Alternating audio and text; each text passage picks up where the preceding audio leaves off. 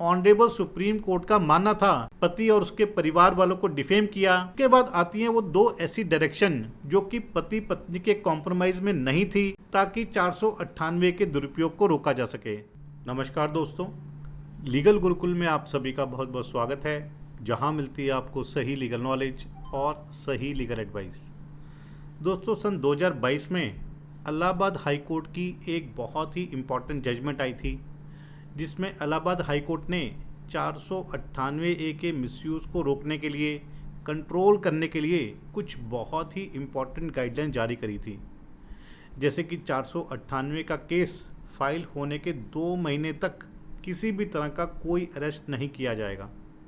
इस 2 महीने के पीरियड को कूलिंग पीरियड कहा गया था, और इस कूलिंग पीरियड के दौरान उस 498 के मैटर को फैमिली वेलफेयर कमेटी यानी कि FWC के पास रेफ़र किया जाएगा। गाइडलाइन ये भी थी कि फैमिली वेलफेयर कमेटी का गठन किया जाए। हर ज़िले में एटलीस्ट एक फैमिली वेलफेयर कमेटी होनी चाहिए, जो कि डिस्ट्रिक्ट लीगल सर्विस अथॉरिटी के अंदर काम करेगी। और इस फैमिली वेलफेयर कमेटी को एक इम्यूनिटी दी गई थी कि फैमिली वेलफेयर कमेटी का कोई भी सदस्य किसी भी केस में एज विटनेस एज गवाह नहीं बुलाया जा सकता था। मकसद ये था कि जो भी बातचीत फैमिली वेलफेयर कमेटी के सामने होगी वो पब्लिकली अवेलेबल नहीं होगी, उसे किसी भी तरह से यूज़ या मिसयूज़ नहीं किया जाए। दोस्तों, हाई कोर्ट ने 498 में अरेस्ट को लेकर भी इम्पॉर्टेंट प्रोसेस बनाया था कि जब भी 498 की कंप्लेंट फाइल होगी तो वो कंप्लेंट पुलिस एक्शन से पहले फैमिली वेलफेयर कमेटी में जाएगी, जिनका मकसद होगा कि पार्टीज़ को बिठाया जाए, बात कराई जाए, केस को समझने की कोशिश की जाए। अगर कोई कॉम्प्रोमाइज़ होता है, सेटलमेंट होती है, तो पार्टीज़ के बीच में सेटलमेंट करवाई जाए, और 2 महीने के अंदर अंदर फैमिली वेलफेयर कमेटी अपनी रिपोर्ट मजिस्ट्रेट के सामने सबमिट करेगी। दोस्तों, मजिस्ट्रेट कोर्ट को भी डायरेक्शन दी गई थी कि जब तक फैमिली वेलफेयर कमेटी अपनी रिपोर्ट सबमिट नहीं कर देती, तब तक मजिस्ट्रेट कोर्ट पति या उसके परिवार वालों के खिलाफ कोई भी सख्त कदम नहीं उठाएगी। डायरेक्शन ये भी थी कि अगर फैमिली वेलफेयर कमेटी में किसी भी तरह की कोई सेटलमेंट या कॉम्प्रोमाइज़ हो जाता है, तो उस सेटलमेंट के बेसिस पर मजिस्ट्रेट को पावर थी कि वो 498 के केस को अपने लेवल पर ख़त्म भी कर सकता है। दोस्तों, ये गाइडलाइंस उस समय काफ़ी पॉपुलर हुई थी, कुछ समय इनका पालन भी किया गया, लेकिन क्योंकि ये हाई कोर्ट की गाइडलाइन थी और ऑनरेबल सुप्रीम कोर्ट की मोहर नहीं लगी थी, ऐसे में हाई कोर्ट ने जो 498 का नया लीगल प्रोसेस दिया था, उसे इन लेटर एंड स्पिरिट फॉलो नहीं किया गया।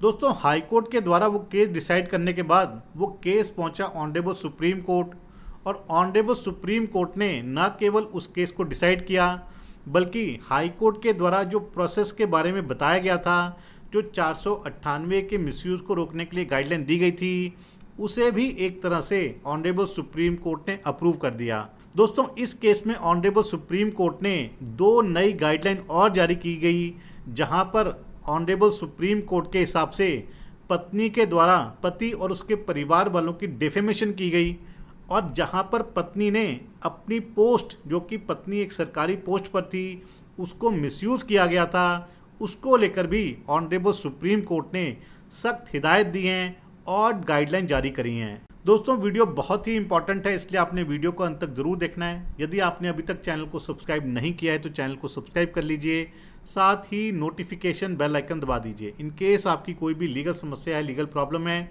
तो वो आप मुझे भेज सकते हैं। यदि आप अर्जेंटली मुझसे बात करना चाहते हैं, अपने मैटर को डिस्कस करना चाहते हैं, तो आप कॉल मी फॉर एप्लीकेशन का इस्तेमाल कर सकते हैं, या ईमेल से मुझसे 1-to-1 सेशन की अपॉइंटमेंट भी ले सकते हैं। दोस्तों, इस केस में पति पत्नी की शादी दिसंबर 2015 में होती है, और अगले साल दिसंबर में यानी कि दिसंबर 2016 में उनके एक बेटी भी पैदा होती है। दोस्तों, सन 2018 से पति पत्नी एक दूसरे से अलग रहने लग जाते हैं। इसके बाद पति पत्नी और उनके परिवारों के बीच में बहुत सारे केसेस दर्ज होते हैं। दोस्तों, पत्नी ने तकरीबन 15 केसेस पति और उसके परिवार वालों के खिलाफ फाइल करे, जिसमें कि 498 का केस था, डोमेस्टिक वायलेंस का केस था, 406 IPC का केस था, मेंटेनेंस का था जो कि अंडर सेक्शन 125 CRPC का था, डाइवोर्स का केस था, पति की एफआईआर को क्वैश कराने के लिए केस फाइल किए गए थे, इनकम टैक्स में कंप्लेंट फाइल की हुई थी। तो कुल मिलाकर के 15 केसेस, जिसमें कि सिविल थे, क्रिमिनल थे, ट्रांसफ़र केसेस थे, इनकम टैक्स केसेस थे, ये सब पत्नी के द्वारा पति और उसके परिवार वालों के खिलाफ फाइल किए गए। दोस्तों, दूसरी तरफ पति भी पीछे नहीं रहा। पति ने तकरीबन 10 केसेस फाइल किए जो कि पत्नी और उसके परिवार वालों के खिलाफ थे। इसमें सिविल, क्रिमिनल, गार्जियनशिप के केसेस और ट्रांसफ़र जैसे केसेस थे। पति ने पत्नी से डाइवोर्स लेने के लिए डाइवोर्स पिटीशन फाइल करी, डेफेमेशन का केस किया, पत्नी और उसके परिवार वालों के खिलाफ एफआईआर दर्ज करवाई, माइनर बेटी की कस्टडी लेने के लिए चाइल्ड कस्टडी केस फाइल किया। दोस्तों, यहाँ पर यह बताना बहुत ही ज़रूरी है कि इस केस में पत्नी ने जब 498 का केस फाइल किया था तो उस समय पत्नी ने अपनी गवर्नमेंट पोस्ट, क्योंकि पत्नी एक आईपीएस थी, उस पद को इस्तेमाल किया या उसका कहें दुरुपयोग किया, जिस वजह से पति और उसके ससुर को काफ़ी दिनों तक जेल में रहना पड़ा था। दोस्तों, ऑनरेबल सुप्रीम कोर्ट में जब ये केस चला तो उस दौरान पति पत्नी में समझौता हो गया और समझौते को मद्देनज़र रखते हुए ऑनरेबल सुप्रीम कोर्ट ने इस केस में कुछ बहुत ही इम्पोर्टेंट गाइडलाइन भी जारी करी। दोस्तों, सबसे पहला पॉइंट था बेटी की कस्टडी का, कि बेटी की कस्टडी किसके पास रहेगी। दोस्तों, ऐसे में क्योंकि पति पत्नी ऑलरेडी समझौता कर चुके थे, ऑनरेबल सुप्रीम कोर्ट ने डायरेक्शन दी कि एज पर कॉम्प्रोमाइज़ माइनर बेटी माँ के पास रहेगी, पिता और उसके परिवार वालों के पास विजिटेशन राइट्स रहेंगे। दोस्तों, मेंटेनेंस और एलिमनी के रिगार्डिंग ऑनरेबल सुप्रीम कोर्ट का कहना था कि पत्नी ने किसी भी प्रकार का भरण पोषण या एलिमनी लेने से इनकार कर दिया। बेटी के भरण पोषण की जिम्मेदारी भी माँ ने खुद ली। ऐसे में ऑनरेबल हाई कोर्ट के द्वारा जो ऑलरेडी मेंटेनेंस का ऑर्डर पास किया हुआ था, जिसमें कि हाई कोर्ट ने पति के ऊपर 1.5 लाख रुपए का मेंटेनेंस फिक्स किया था हर महीने का, उस ऑर्डर को ऑनरेबल सुप्रीम कोर्ट ने खारिज कर दिया, ख़त्म कर दिया। दोस्तों, पति पत्नी के बीच में जो सिविल क्रिमिनल केसेस थे या इनकम टैक्स के केसेस चल रहे थे, क्योंकि अब समझौता हो चुका था, ऐसे में ऑनरेबल सुप्रीम कोर्ट ने डायरेक्शन दी कि पति पत्नी या उनके परिवार वालों के द्वारा जो भी एक दूसरे के ऊपर केस फाइल किए गए हैं, 498 का है, डीवी एक्ट का है, 406 का है, डेफेमेशन का है, जो भी केसेस हैं उनको भी ऑनरेबल सुप्रीम कोर्ट ने अपनी पावर्स का इस्तेमाल करते हुए वहीं पर ख़त्म करने के आदेश दे दिए। सेटलमेंट के बेसिस पर ऑनरेबल सुप्रीम कोर्ट ने एक और डायरेक्शन भी दी कि फ्यूचर में दोनों पार्टीज़ यानी कि पति पत्नी में से कोई भी नया केस, कोई नई शिकायत एक दूसरे के खिलाफ या उनके परिवार वालों के खिलाफ नहीं करेंगे। और ऑनरेबल सुप्रीम कोर्ट ने पुलिस को भी डायरेक्शन दी कि वो पति और उसके परिवार वालों को पुलिस प्रोटेक्शन प्रोवाइड करें। दोस्तों, इसके बाद आती हैं वो 2 ऐसी डायरेक्शन जो कि पति पत्नी के कॉम्प्रोमाइज़ में नहीं थी, लेकिन ऑनरेबल सुप्रीम कोर्ट का मानना था क्योंकि 498 का मिसयूज़ किया गया, पत्नी ने अपने ओहदे का गलत इस्तेमाल किया, पति और उसके परिवार वालों को डिफेम किया। ऐसे में ऑनरेबल सुप्रीम कोर्ट ने ये 2 डायरेक्शन जारी करी ताकि 498 के दुरुपयोग को रोका जा सके। ऑनरेबल सुप्रीम कोर्ट ने पत्नी को डायरेक्शन दी कि वो अपने आईपीएस पद का या अपने प्रभाव का किसी भी तरह से पति या उसके परिवार वालों के खिलाफ दुरुपयोग नहीं करेगी। यानी कि 498 के केसेस में अगर पत्नी गवर्नमेंट सर्विस में है और एक पावरफुल पोस्ट पर है तो वो उस पोस्ट को किसी भी तरह से पति और उसके परिवार वालों के खिलाफ इस्तेमाल नहीं कर सकती है। और दूसरा पॉइंट ये था कि पत्नी पति और उसके परिवार वालों से पब्लिकली माफ़ी मांगेगी, अपॉलॉजी इशू करेगी, जिसे सोशल मीडिया और न्यूज़पेपर में पब्लिश करना मैंडेटरी होगा।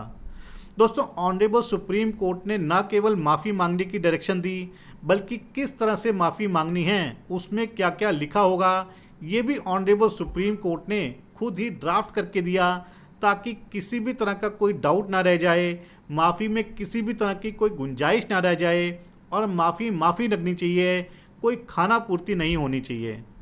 दोस्तों, इस केस में एक इम्पॉर्टेंट बात ये भी थी कि ये केस जब हाई कोर्ट में चल रहा था तो 498 के मिसयूज़ को रोकने के लिए ऑनरेबल हाई कोर्ट ने भी कुछ गाइडलाइन जारी करी थी, जैसे कि 2 महीने का कूलिंग पीरियड रहेगा जिसमें कि पति और उसके परिवार वालों को अरेस्ट नहीं किया जाएगा।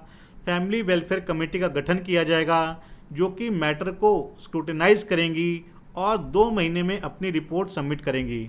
अगर कॉम्प्रोमाइज़ होता है तो मजिस्ट्रेट के पास केस को ख़त्म करने की पावर होगी।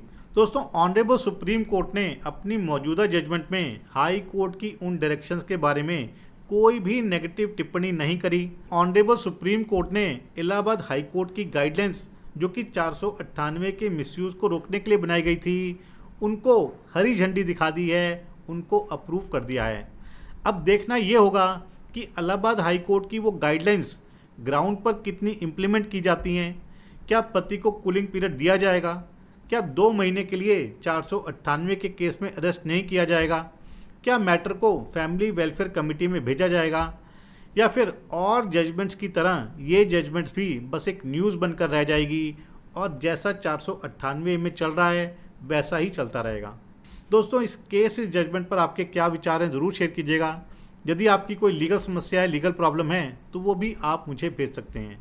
इस जजमेंट का लिंक मैं आपको डिस्क्रिप्शन में दे दूंगा, वहाँ जाकर के आप इसे डाउनलोड करके पढ़ सकते हैं, समझ सकते हैं और अपने केस के फैक्ट्स के अनुसार यूज़ भी कर सकते हैं। तो आशा करता हूँ कि आपको वीडियो पसंद आया होगा। यदि वीडियो पसंद आया तो वीडियो को लाइक और शेयर ज़रूर कीजिएगा। चैनल को सब्सक्राइब करना मत भूलिएगा। अगली बार मिलेंगे नए वीडियो में नए टॉपिक के साथ। तब तक के लिए धन्यवाद। जय हिंद।